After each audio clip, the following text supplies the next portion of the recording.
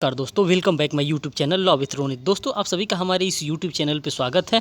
अगर आप हमारे चैनल पे नए हैं तो चैनल को सब्सक्राइब करें, वीडियो को लाइक करें और बेल बटन दबाना तो बिल्कुल ही ना भूलें, जिससे कि मैं कोई भी लेटेस्ट अपडेट आपको शेयर करता हूं तो तुरंत आपके पास पहुंच जाए। दोस्तों, आज आपको थंबनेल देख करके ही पता चल गया होगा कि आज हम किस विषय पर डिस्कस करने जा रहे हैं। आज हम बात करने जा रहे हैं यूपी एपीओ 2022 के दंड प्रक्रिया संहिता के पेपर के बारे में, जो कि पेपर प्रीवियस ईयर का है। और ये प्रीवियस ईयर पेपर को हम आज सॉल्व करने वाले हैं आप लोगों के सामने, जो कि सारा क्वेश्चन जो होगा वो यूपी एपीओ से रिलेटेड होगा और ये प्रीवियस ईयर पेपर है। तो हम बिना देर किए इस पेपर को हम स्टार्ट करते हैं सॉल्व करना। तो आज हमारा जो तैयारी जो है, जो क्वेश्चन नंबर 111 से हम स्टार्ट करेंगे, क्योंकि दंड प्रक्रिया संहिता यहीं से स्टार्ट हो रहा है। जो प्रीवियस ईयर पेपर है, दंड प्रक्रिया संहिता की किस धारा के अधीन न्यायालय को किसी भी व्यक्ति को साक्षी के रूप में समन करने का विवेकाधिकार है? तो ये बात बताई गई है सीआरपीसी के धारा 311 में बताई गई है। सीआरपीसी के धारा 311 में क्या बताया गया है? आवश्यक साक्षी को समन करने या उपस्थित व्यक्ति की परीक्षा करने का अधिकार है, धारा 311 में बताया गया है। धारा 319 में बताया गया है अपराध के दोषी प्रतीत होने वाले अन्य व्यक्तियों के विरुद्ध कार्यवाही करने की शक्ति, धारा 319 में बताया गया है। धारा 311 क में क्या बताया गया है? नमूना, हस्ताक्षर या हस्तलेख देने के लिए किसी व्यक्ति का आदेश देने के मजिस्ट्रेट की शक्ति के बारे में धारा 311 क में बताया गया है। जहाँ 311 क लगा है, यहाँ पे आपको समझ जाना चाहिए कि ये अमेंडेड सेक्शन है। फिर हम बात करते हैं धारा 313 के अभियुक्त की परीक्षा करने की शक्ति। अभियुक्त की परीक्षा करने की शक्ति के बारे में भी धारा 313 में बताया गया। जैसे हम क्वेश्चन के मॉडल को देखेंगे कि क्वेश्चन का मॉडल क्या कहता है, किस मॉडल पे, किस बेस्ड पे ये क्वेश्चन आता है। बेसिकली ये क्वेश्चन जो है इंडेक्स बेस्ड पे आया है कि धारा 311 क्या कहता है। तो जो धारा 311 के बारे में हम लोग पढ़े, धारा 319 के बारे में पढ़े, धारा 313 के बारे में पढ़े, धारा 311 क के बारे में पढ़े, मतलब इसके दो सेक्शन आगे पढ़े, दो सेक्शन पीछे पढ़े, जिससे कि हमको एग्जिस्ट पता चल जाए कि हाँ ये क्वेश्चन कहाँ से आ रहा है। ठीक, अब हम बात करते हैं 112 नंबर क्वेश्चन पे। जब 112 नंबर क्वेश्चन की बात करते हैं, क पर भाषा के आधार पर दो समूहों के मध्य दुश्मनी फैलाने का आरोप है। इस अपराध का न्यायालय द्वारा संज्ञान लेने से पूर्व दंड प्रक्रिया संहिता के अंतर्गत किसकी पूर्व स्वीकृति आवश्यक है? तो यहाँ पे चार ऑप्शन दिया है कि अगर इस प्रकार का कोई इम्यूनिटी फैलाता है, कोई दुश्मनी फैलाता है भाषा के आधार पे, तो उसको गिरफ्तार करने से पहले, चाहे उसके ऊपर कार्रवाई करने से पहले किसकी सहमति लेनी आवश्यक है? तो यहाँ पे जो ऑप्शन दिया है हमारा, ए जिला मजिस्ट्रेट, बी दिया है उच्च न्यायालय, सी दिया है केंद्र सरकार अथवा राज्य सरकार, डी दिया उपरोक्त में से कोई नहीं। तो जो यहाँ पे हमारा सही ऑप्शन होगा वो केंद्र सरकार अथवा राज्य सरकार से पहले हमको परामर्श लेना पड़ेगा कि हाँ मैं इस तरह से दुश्मनी फैलाने वाले को क्या मैं अरेस्ट कर सकता हूँ, चाहे जो भी उसके साथ प्रक्रिया करना है वो क्या किया जा सकता है। तो यहाँ पे ऑप्शन जो हमारा है वो सी सही है, केंद्र सरकार अथवा राज्य सरकार से पहले हमें परामर्श स्वीकृति लेना पड़ता है। अब हम बात करते हैं प्रश्न संख्या 113 पे। दंड प्रक्रिया संहिता की धारा 145 के अधीन स्थावर संपत्ति के बारे में विवाद में कार्यपालक मजिस्ट्रेट किस प्रश्न का निर्णय कर सकता है? तो यहाँ पे जो ऑप्शन दिया है, पहला कब्जा और हक का निस्तारण कर सकता है, बी जो दिया है वास्तविक कब्जा का, सी दिया है हक का, और डी दिया उपर्युक्त सभी का कर सकता है। तो जो हमारा यहाँ पे क्वेश्चन के हिसाब से जो हमारा आंसर होगा वो बी सही होगा, वास्तविक कब्जा का। यहाँ पे उत्तर के डिस्क्रिप्शन को हम लोग देखेंगे। धारा 145 के अधीन यदि मजिस्ट्रेट को यह प्रतीत होता है, अगर किसी भी मजिस्ट्रेट को यह प्रतीत होता है कि कोई पक्षकार उस तारीख को जिस तारीख को पुलिस अधिकारी की रिपोर्ट या अन्य इत्तिला मजिस्ट्रेट को प्राप्त हुई थी, ठीक पूर्व 2 मास के अंदर या उस तारीख के पश्चात और प्रारंभिक आदेश जारी करने की तारीख के पूर्व बलात् और सदोष बेकब्जा किया गया, तो वह यह माना जा सकेगा कि उसे बेकब्जा किया गया है। पक्षकार प्रारंभिक आदेश जारी करने की तारीख पर कब्जा रख सकता है। ठीक, अब हम बात करते हैं प्रश्न नंबर 114 की बात करेंगे। जो 114 में हमारा दिया है, निम्न पर विचार कीजिए। अब इस पे विचार करने की बात आ रहा है। पहला जो दिया है, प्रथम सूचना रिपोर्ट आधार कारित होने की सूचना मात्र है। जो प्रथम सूचना रिपोर्ट होता है आधार कारित करने की सूचना मात्र है। और दूसरा जो कथन यहाँ पे बताया जा रहा है, प्रथम सूचना रिपोर्ट अपने आप में एक सारभूत साक्ष्य है। तो यहाँ पे जो हमारा ऑप्शन दिया है, ऑप्शन में से हमारा पहला ही सही है, ए सही है, किंतु जो 2 है वो गलत है। ए वाला सही है, जो पहला हमको कंडीशन बताया गया है वो सही है, किंतु जो दूसरा कंडीशन हमको बताया गया है वो कंडीशन गलत बताया गया। अब किस आधार पे हमको गलत बताया गया है, तो यहाँ पे डिस्क्रिप्शन बॉक्स के माध्यम से हम इसको जानेंगे। प्रथम इत्तिला रिपोर्ट किसी अपराध की इत्तिला या सूचना से संबंधित केवल एक रिपोर्ट है। जो FIR होता है, फर्स्ट इन्फॉर्मेशन रिपोर्ट, जो हम लोग एक्ट 154 में कॉग्निजेबल ऑफेंस में रिपोर्ट करवाते हैं, तो उसके बारे में बता रहा है। यह मौखिक साक्ष्य नहीं है क्योंकि पुलिस को इस इत्तला के बारे में अपराध का अन्वेषण करना होता है। जैसे ही हम लोग FIR दर्ज करा देते हैं, पुलिस क्या करती है, उसका अन्वेषण करती है, जांच करती है, इन्वेस्टिगेशन करती है, इंक्वायरी करती है, ट्रायल करती है, बाकी जो भी प्रोसीडिंग है वो करती है। फिर हम बात करते हैं क्वेश्चन नंबर 115 की।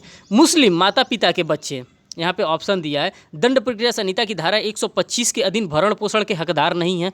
मुस्लिम के बारे में बात कर रहा है। यहाँ पे क्वेश्चन को देखिए किस तरह से घुमाया है। मुस्लिम माता पिता के बच्चे का क्वेश्चन है, मुस्लिम माता पिता के बच्चे। तो यहाँ पे ऑप्शन जो दिया है, दंड प्रक्रिया संहिता की धारा 125 के अधीन भरण पोषण के हकदार नहीं है, बी ऑप्शन कर रहा है। यदि तलाकशुदा पत्नी के साथ रहते हैं तो दंड प्रक्रिया संहिता की धारा 125 के अधीन भरण पोषण के हकदार नहीं है।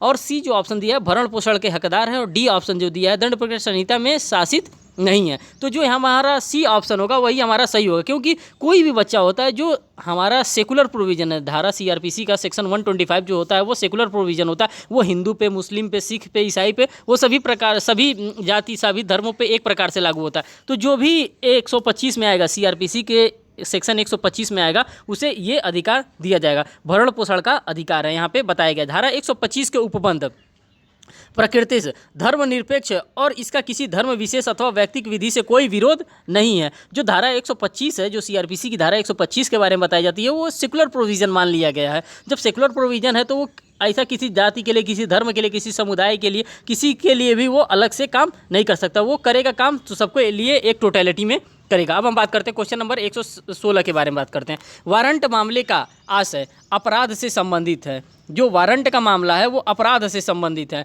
अब किस किस अपराध से संबंधित है वारंट का मामला? मृत्यु दंड से दंडनीय अपराध के बारे में एक ऑप्शन है, बी ऑप्शन आजीवन कारावास या 2 वर्ष से अधिक अवधि के कारावास से दंडनीय है। तीसरा बोल रहा है 2 वर्ष से अधिक कारावास से दंडनीय। जो हमारा ऑप्शन सही होगा वो ए और बी दोनों सही होगा, जो हम यहाँ पे डिस्क्रिप्शन बॉक्स में देख रहे हैं। दंड प्रक्रिया संहिता की धारा 2 भौ में, भौ के अनुसार वारंट मामले से ऐसा मामला अभिप्रेत होता है, पहला मृत्यु, आजीवन कारावास, या दूसरा 2 वर्ष से अधिक अवधि के कारावास से दंडित किसी अपराध से संबंधित। धातव्य है कि वर्ष 1955 के पूर्व 6 मास से अधिक अवधि के कारावास से दंडित दंडनीय अपराध वारंट अपराधों की श्रेणी में आते हैं। जो दंडनीय 2 वर्ष से ज़्यादा के दंडनीय अपराध होते हैं वे वारंट केस में आते हैं, और जो 2 वर्ष से कम होते हैं वो समनीय अपराध कहलाते हैं। अब हम बात करते हैं क्वेश्चन नंबर 117 की। जब हम क्वेश्चन नंबर 117 की बात करते हैं, क पर एक बार चोरी और दूसरी बार घोर उपहति का आरोप है। क पर एक बार चोरी और दूसरी बार घोर उपहति का आरोप लगा है। अब देखिए क्या कहा जा रहा है। क पर चोरी करने और घोर उपहति के आरोप अलग अलग होंगे, बी ऑप्शन बता रहा है। पर चोरी और घोर उपहति के आरोप एक साथ लगेंगे, सी बता रहा है। का चोरी और घोर उपहति के लिए विचारण एक साथ होंगे, और डी बता रहा है पर चोरी और घोर उपहति के आरोप एक साथ लगे परंतु इनका विचारण अलग अलग होगा। यही यहाँ पे बताया गया है। अब जब हम इसका डिस्क्रिप्शन को देखते हैं तो यहाँ पे जो हमारा आंसर होगा वो हमारा आंसर ए सही होगा। क पर चोरी और घोर उपहति के आरोप अलग अलग लगेंगे। पहले घोर उपहति का आरोप लगेगा, फिर उसके ऊपर चोरी का आरोप लगेगा। अब डिस्क्रिप्शन बॉक्स के माध्यम से हम समझेंगे।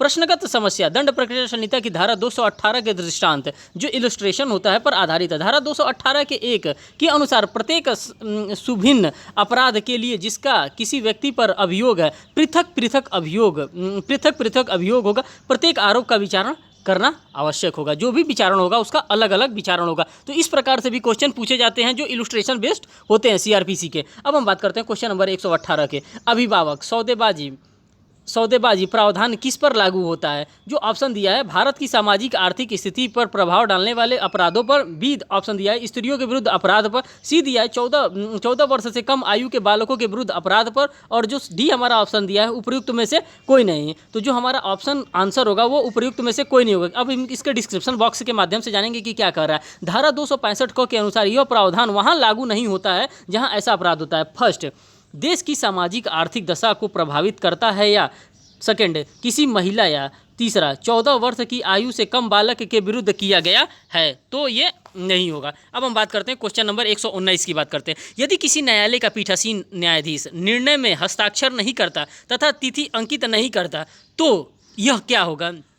कोई भी निर्णय दे दिया, उस पर ना अपना हस्ताक्षर किया, ना दिनांक डाला, ना अपना मोहर लगाया, ना सील लगाया, तो उसका क्या परिणाम होगा? अब हम यहाँ पे ऑप्शन देखते हैं। ए, असाध्य प्रक्रिया अनियमित है। दंड प्रक्रिया संहिता की धारा 465 सब क्लॉज 1 के अधीन साध्य प्रक्रियात्मक अनियमितता है। सी, तात्विक अनियमितता है। डी, अविधिक है। तो जो हमारा पे यहाँ पे बी आंसर होगा, जो 465 के सब धारा 1 में के अधीन प्रक्रियात्मक अनियमितता है, यही हमारा ऑप्शन होगा। अब हम इसके डिस्क्रिप्शन बॉक्स को देखते हैं। जब डिस्क्रिप्शन बॉक्स को देखते हैं तो धारा 465 1 के अनुसार सक्षम अधिकारिता वाले न्यायालय, जिसके पास कॉम्पिटेंट जुरिस्डिक्शन है, वो वाले न्यायालय द्वारा पारित कोई निष्कर्ष, दंडादेश या आदेश विचारण के पूर्व या दौरान परिवाद, समन, वारंट, उद्घोषणा, आदेश, निर्णय या अन्य कार्यवाही में हुई इस संहिता के अधीन किसी जांच या अन्य कार्यवाही में हुई किसी गलती, लोप या अनियमितता या अभियोजन के लिए मंजूरी में हुई किसी गलती या अनियमितता के कारण अपील, पुष्टिकरण या पुनर्निरीक्षण न्यायालय द्वारा तब तक न तो उल्टा जाएगा और न परिवर्तित किया जाएगा जब तक कि न्यायालय की यह राय न हो कि उससे वस्तुतः न्याय नहीं हो पाया है। अगर इस तरह से नहीं हो पा रहा है तभी उसको पलटा जाएगा, अन्यथा नहीं। अब हम बात करते हैं क्वेश्चन नंबर 120 की। को चोरी का अभियुक्त गिरफ्तारी के पश्चात 90 दिन निरोध में रखा जाता है। दोष सिद्धि होने पर 1 वर्ष का कारावास दिया जाता है। क्या वह 90 दिन की मुजराई का दावा कर सकता है? हाँ, बिल्कुल कर सकता है। यहाँ पे जो 90 दिन उसने पहले काट लिया है, उसका मुजराई का दावा वो कर सकता है। सीआरपीसी के अकॉर्डिंग ये बात बताई गई है। अब हम बात करते हैं क्वेश्चन नंबर 121 पे। निम्न में से कौन सा उपचार दंड प्रक्रिया संहिता में प्रावधानित नहीं है? पुनर्विलोकन का जो प्रक्रिया है वो दंड प्रक्रिया संहिता में प्रावधानित नहीं किया गया। अब हम बात करते हैं नेक्स्ट क्वेश्चन पे। जो हमारा नेक्स्ट क्वेश्चन है वो क्वेश्चन नंबर 122 है। दंड प्रक्रिया संहिता की निम्नांकित कौन सी धारा विवाह के विरुद्ध अपराध के अभियोजन के संबंध में है? धारा 198 जो है विवाह के अवरुद्ध के लिए हमको बता रहा है। तो यहाँ पे जो हमारा डिस्क्रिप्शन बॉक्स दिया, डिस्क्रिप्शन बॉक्स के माध्यम से हम जानना चाहेंगे। धारा 198 विवाह के विरुद्ध अपराध के अभियोजन। धारा 197 की बात करते हैं न्यायाधीशों और लोक सेवकों के अभियोजन। धारा 199 मानहानि के लिए अभियोजन के बारे में बताया गया धारा। ये 122 नंबर हमारा प्रश्न था। अब हम बात करते हैं प्रश्न नंबर 123 के बारे में। जब हम प्रश्न नंबर 123 के बारे में बात करते हैं तो दंड प्रक्रिया संहिता की कौन सी धारा बंदी प्रत्यक्षीकरण रीढ़ से मिलती जुलती है? तो जो धारा हमारा 97 होता है, 97 होता है, वो मिलती जुलती होती है बंदी प्रत्यक्षीकरण से। जो हमारा धारा 96 बताता है संप्रहण की घोषणा को असभ्यता अभ्यस्त करने के लिए उच्च न्यायालय में आवेदन। धारा 97 कर रहा है संदाय परिरुद्ध व्यक्तियों के लिए तलाशी की बात करता है। धारा 98 कहता है अपहृत स्त्रियों को वापस करने के लिए विवश करने की शक्ति। धारा 99 बताता है तलाशी वारंट का निदेशन आदि के बारे में ये धारा बताता है। अब हम बात करते हैं क्वेश्चन नंबर 124 की। जब हम क्वेश्चन नंबर 124 को देखते हैं, एक न्यायिक मजिस्ट्रेट संस्वीकृति अभिलिखित कर सकता है किस किस चीज़ का? ऑप्शन देखते हैं। विचारण के दौरान, बी जांच के दौरान, सी अन्वेषण के दौरान, डी उपर्युक्त सभी। तो जो यहाँ पे हमारा ऑप्शन होगा वो सी होगा, अन्वेषण के दौरान। धारा 164 सब क्लॉज 1 के अनुसार कोई महानगर मजिस्ट्रेट या न्यायिक मजिस्ट्रेट चाहे उसे मामले में अधिकारिता हो या न हो, इसके अध्याय के अधीन या तत्समय प्रवृत्त किसी अन्य विधि के अधीन किसी अन्वेषण के दौरान या तत्पश्चात जांच या विचारण प्रारंभ होने के पूर्व किसी समय अपने से किसी की गई संस्कृति या कथन को अभिलिखित कर सकता है। ये बात 124 में बताई गई है प्रश्न नंबर। अब बात करते हैं प्रश्न नंबर 125 की। डाकघर की तलाशी का वारंट कौन जारी कर सकता है? इस प्रकार से क्वेश्चन सीआरपीसी से पूछा जा रहा है कि डाकघर का तलाशी का वारंट कौन जारी कर सकता है। यहाँ पे जो ऑप्शन दिया गया है, जिला मजिस्ट्रेट दिया है, जिला दीवानी दिया गया, उच्च न्यायालय दिया, कार्यपालक मजिस्ट्रेट दिया गया। तो जो हमारा ऑप्शन होगा वो जिला मजिस्ट्रेट ही होगा। अब हम बात करते हैं प्रश्न नंबर 126 की। भारतीय दंड संहिता की अध्याय 21 के अंतर्गत मानहानि अपराध का संज्ञान लिया जा सकता है। जो मानहानि का अपराध होता है उसका संज्ञान लिया जा सकता है किसके द्वारा? पीड़ित व्यक्ति के परिवाद पर। जब पीड़ित व्यक्ति कोई कंप्लेन करता है तो उसके कंप्लेन पे क्या किया जा सकता है? मानहानि का अपराध पे वो संज्ञेय अपराध उसको मान लिया जाता है। मानहानि के बारे में आईपीसी की धारा 499 में डिफाइन किया गया। धारा 199(1) के अनुसार कोई न्यायालय भारतीय दंड संहिता की धारा 21 के अधीन दंडनीय अपराध का संज्ञान ऐसे अपराध से व्यथित किसी व्यक्ति द्वारा किए गए परिवाद पर ही केस करेगा, अन्यथा नहीं करेगा। अब हम बात करते हैं क्वेश्चन नंबर 127 पे। जब हम क्वेश्चन नंबर 127 की बात करते हैं, दंड प्रक्रिया संहिता की निम्नांकित किस धारा में पीड़ितों के उपचार संबंधी प्रावधान किए गए। पीड़ितों के उपचार संबंधी प्रावधान किए गए तो किए गए धारा 357 गौ में किए गए हैं। अब हम इसके डिस्क्रिप्शन बॉक्स से देखते हैं। धारा 357 प्रतिकर देने का आदेश, जो कंपनसेशन दिया जाता है उसके बारे में बताया गया धारा 357 में। 357 क में पीड़ित प्रतिकर योजना, ये अमेंडेड सेक्शन है जहाँ पे क ख ग जोड़ा गया है, ये अमेंडमेंट से आया है। अब आपको देखना होगा कि ये किस अमेंडमेंट से आया है, वो आपका देखना थोड़ा सा काम है। धारा 357 क पीड़ित प्रतिकर योजना के बारे में बताया गया। धारा 357 क प्रतिकर भारतीय दंड संहिता की धारा 326 क या धारा 376 घ के अंतर्गत ये बताया गया, अधीन जुर्माने के अतिरिक्त होगा। धारा 357 ग पीड़ितों का उपचार के बारे में बताया गया। अब हम बात करते हैं क्वेश्चन नंबर 128 के बारे में। जब हम क्वेश्चन नंबर 128 देखते हैं तो दंड प्रक्रिया संहिता की धारा 2 सब क्लॉज 4 के अंतर्गत लोक अभियोजक से अभिप्रेत है तथा उसमें शामिल है। लोक अभियोजक से अभिप्रेत क्या क्या होता है और लोक अभियोजक में शामिल कौन कौन होता है। धारा 24 के अधीन नियुक्त कोई भी व्यक्ति, धारा 24 के अंतर्गत नियुक्त कोई व्यक्ति, ऑप्शन ए था। ऑप्शन बी, लोक अभियोजन के निर्देशों के अधीन कार्य करने वाला कोई व्यक्ति, ऑप्शन बी है। ऑप्शन सी है, ए तथा बी दोनों उपर्युक्त में से कोई नहीं। तो जो हमारा ऑप्शन यहाँ पे होगा ये ऑप्शन सी होगा। अब हम इसके डिस्क्रिप्शन बॉक्स को देखते हैं। दंड प्रक्रिया संहिता की धारा 2 प के अनुसार लोक अभियोजक से धारा 24 के अधीन नियुक्त व्यक्ति अभिप्रेत है और इसके अंतर्गत लोक अभियोजक के निर्देश के अधीन कार्य करने वाला व्यक्ति भी है। अब हम देखते हैं क्वेश्चन नंबर 129। जब क्वेश्चन नंबर 129 देखते हैं तो दंड प्रक्रिया संहिता की निम्नांकित कौन सी धारा प्रतिकर भुगतान न्याय से संबंधित है। तो जो यहाँ पे बताया गया है, जो ऑप्शन दिया गया है, धारा 355 दिया गया है, धारा 356 दिया गया है, धारा 357 दिया गया है, धारा 359 दिया है। तो जो हमारा आंसर होगा यहाँ पे धारा 357 होगा। अब हम बात करते हैं क्वेश्चन नंबर 130 की। जब हम क्वेश्चन नंबर 130 की बात करते हैं तो दंड प्रक्रिया संहिता के अंतर्गत विकृत चित्त अभियुक्त को कुछ विधिक संरक्षण दिए गए हैं। यह प्रावधान पाए जाते हैं, ये प्रावधान पाए जाते हैं कहाँ पे पाए जाते हैं, हम ऑप्शन देखेंगे। धारा 328 में पाए जाते हैं कि धारा 331 में कि धारा 334 में कि उपयुक्त तो सभी धाराओं में ये बातें पाई जाती हैं। तो जो हमारा ऑप्शन डी होगा वो सभी धाराओं में पाया जाता है। दंड प्रक्रिया संहिता के अध्याय 25 के अंतर्गत आने वाली धाराएं 328 से लेकर 339 तक सभी विकृत चित्त और पागल व्यक्तियों से संबंधित है। अब हम बात करते हैं क्वेश्चन नंबर 131 की। अग्रिम जमानत मंजूर करने का क्षेत्राधिकार निहित है। अब ये किसमें निहित है, केवल सत्र न्यायालय में और उच्च न्यायालय में। ये कॉमन सी बात होती है कि जब अगर हमको अग्रिम जमानत लेना हो, इंटरिम बेल लेना होता है तो या तो हम सत्र न्यायालय के पास जाते हैं या हाई कोर्ट के पास जाते हैं, तभी हमको इंटरिम बेल मिलता है। अब हम बात करते हैं क्वेश्चन नंबर 132 की बात करते हैं। दंडादेश जो मुख्य न्यायिक मजिस्ट्रेट दे सकेंगे, दंडादेश जो मुख्य न्यायिक मजिस्ट्रेट दे सकें, मुख्य न्यायिक मजिस्ट्रेट के द्वारा कौन सा दंड दिया जा सकता है उसके बारे में बताया जा रहा है। ऑप्शन जो एक दिया है मृत्यु दंड दिया है, बी दिया है आजीवन कारावास, सी दिया है 7 वर्ष से अधिक की अवधि के लिए कारावास और डी दिया है 7 वर्ष से कम की अवधि के लिए कारावास। जो हमारा यहाँ पे दंडादेश, जो मुख्य दंडादेश अधिकारी होता है वो 7 वर्ष से कम की अवधि के लिए कारावास दे सकता है। मुख्य न्यायिक मजिस्ट्रेट और मुख्य महानगर मजिस्ट्रेट विधि द्वारा प्राधिकृत 7 वर्ष तक के कारावास या जुर्माने के दंडादेश दे सकेंगे, जबकि सेशन न्यायाधीश विधि द्वारा प्राधिकृत कोई भी दंडादेश दे सकता है, परंतु उसके द्वारा दिए गए मृत्यु दंडादेश की पुष्टि उच्च न्यायालय के द्वारा की जानी आवश्यक है। ये बातें सबसे इंपॉर्टेंट बताई गई है। धारा 133 की हम बात, क्वेश्चन नंबर 133 की हम बात करते हैं। दंड प्रक्रिया संहिता की निम्नलिखित धाराओं में किस धारा में साक्षी की भावभंगी के बारे में टिप्पणी अभिलेख करने का प्रावधान है। यहाँ पे ऑप्शन बताया गया 288 धारा, फिर ऑप्शन बी बताया गया धारा 280, फिर ऑप्शन सी बताया गया धारा 278 धारा और ऑप्शन डी बताया गया धारा 270। तो जो यहाँ पे हमारा आंसर होगा वो धारा 280 होगा। अब किस तरह से धारा 280 होगा इसके डिस्क्रिप्शन बॉक्स से हम लोग देखते हैं। धारा 288 में कमीशन का लौटाया जाने के बारे में बताया गया। धारा 280 की बात करते हैं, साक्षी का भाव भंगिनी के बारे में टिप्पणी के बारे में बताया गया। धारा 278 के बारे में जब ऐसा साक्ष्य पूरा हो जाता है तब उसके संबंध में प्रक्रिया के बारे में बताया गया। धारा 270 में बंदी का न्यायालय में अभिरक्षण के लिए ले जाना उसके लिए बताया गया है। अब हम बात करते हैं क्वेश्चन नंबर 134 की। जब हम क्वेश्चन नंबर 134 की बात करते हैं, जब पुलिस थाने के भारसाधक अधिकारी को यह सूचना मिलती है कि किसी व्यक्ति ने आत्महत्या कर ली है तो वो तुरंत रिपोर्ट किसको करेगा, वो कार्यपालक मजिस्ट्रेट को तुरंत रिपोर्ट करेगा कि साहब यहाँ पे इस व्यक्ति के द्वारा इस प्रकार का कृत्य किया गया है, अपने द्वारा फांसी लगा के या अपना आत्महत्या कर लिया गया है। ये सिंपल सी बात है, कार्यपालक मजिस्ट्रेट को यहाँ पे इत्तिला करना होता है।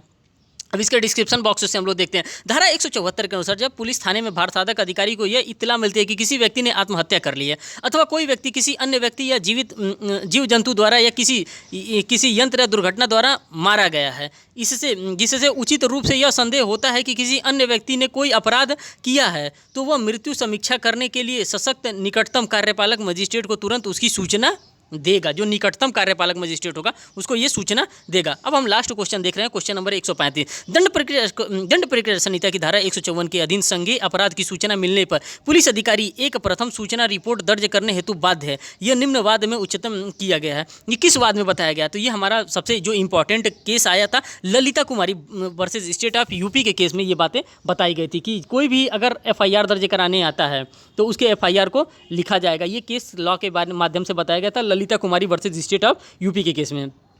दोस्तों हम इसी तरह से आपके लिए हर रोज़ एक यूपी APO के प्रीवियस ईयर के पेपर को मैं आप लोगों के सामने लेके आता रहता हूं। आप हमारे चैनल पर नए हो तो हमारे चैनल को सब्सक्राइब करें, वीडियो को लाइक करें और बेल बटन दबाना तो बिल्कुल ना भूलें। और आपके जो भी फ्रेंड हैं जो भी APO का तैयारी कर रहे हैं उनको ये शेयर करें ताकि उनको भी इससे मदद मिल सके। बहुत बहुत धन्यवाद दोस्तों।